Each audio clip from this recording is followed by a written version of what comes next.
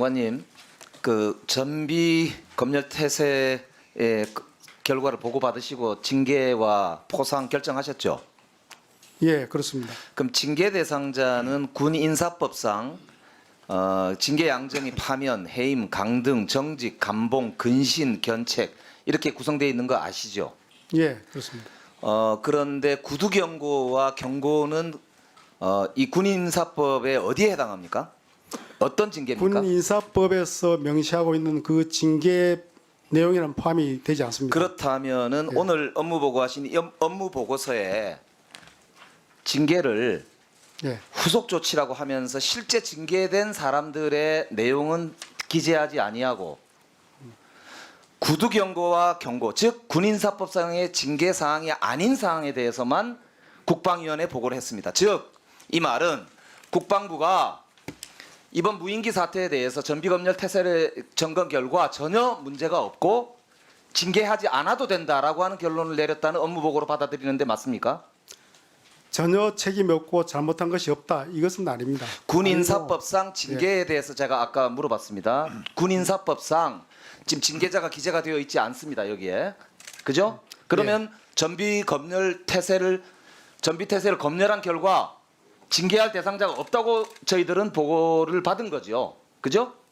따라서 무인기 사태에 대해서 국방부의 공식 입장, 국방위원회 즉 국민들께 보고하는 공식 입장은 징계할 대상자가 없습니다라는 보고로 제가 해석이 되는데 맞죠?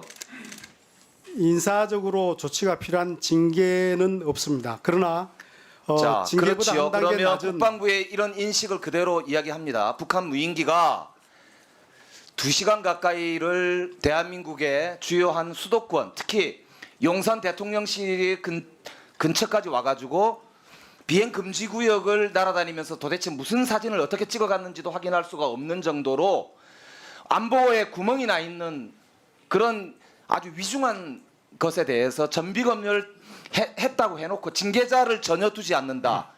이게 도대체 대한민국의 지금 국방부와 군이 이 안보 구멍에 대한 지금 검열 결과입니까 이게? 국민들이 도대체 이거를 어떻게 보시겠습니까? 보세요. 의원님, 잠깐만요. 이게 아까 얘기했던 실무자들한테만 지금 책임을 떠넘기면서 장군들, 그러니까 보도에 의하면 1군단 중장이에요. 수방사령관 중장입니다. 공작사령관 중장입니다. 이들에 대해서 서면 경고했다고 돼 있고 합참의장 사성장군 아닙니까? 이분한테는 구두 경고를 했어요. 구두 경고는 아무런 인사상의 불이익이 없습니다.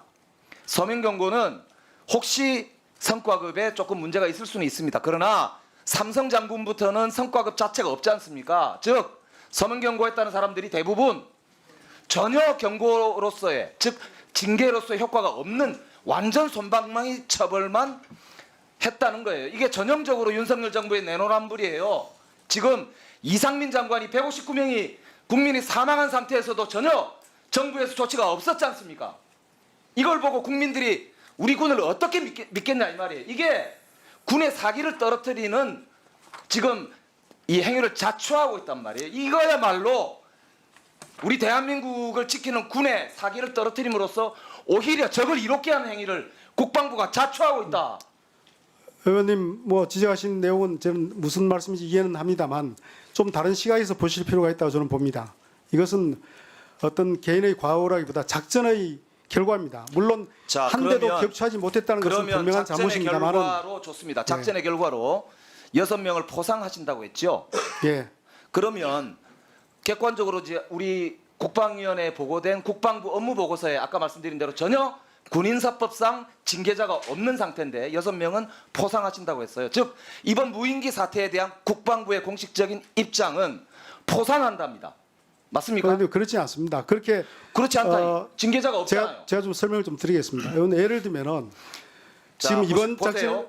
작전 저도 이 지방자치단체와 대통령실도 근무했고 공직자들과 일해봤습니다. 일벌백계가 공직자들에게 적용되는 이유는 이게 공적 책임이 따르기 때문입니다. 그 신뢰가 없으면 국가는 무너집니다. 특히 군은 전쟁 시에는 즉결 처분도 가능한 그런 위계 조직 아닙니까? 맞습니다. 이런 조직에서 예. 이 무인기 사태가 났는데도 책임지는 사람이 아무도 없다는 이 현실을 어떻게 받아들여야 되냐 이 말이에요. 그래도 그래서 이 소형 무인기에 대한 대응 작전 개념 전체를 좀 이해하시면은 이 처벌 문제도 좀 이해가 되시나 보고. 그러니까 무인기 작전이 성공하는 작전입니까 지금? 아닙니다. 제가 그래서 말씀드린 것이 결과적으로 보면은 한 대도 격추 못했기 때문에 실패했다고 볼 수 있지만은 그동안 우리 군이 만들어 왔던 소형 무인기에 대한 대응 체계 자체가 최적화된 것이 아니었습니다. 그래서 지금 상태에서 어느 한두 명의 책임으로 몰고 가는 것은 오히려 그 개인에 대한 불이익을 준다고 보는 겁니다. 그래서 저희들도 고민을 안보 공개에 국민들께서 불안에 떨면서 도대체 정말로 윤석열 정부가 안보에 책임감이 있느냐 이렇게 묻는 거 아닙니까? 다른 의원님께서 의원님들을 위해서 조금 저 해주시고. 의원님께서 군의 사기를 강조하시는데 저희들도 군의 사기까지 고려해서 이런 결론을 내렸다는 점 말씀드리겠습니다. 예.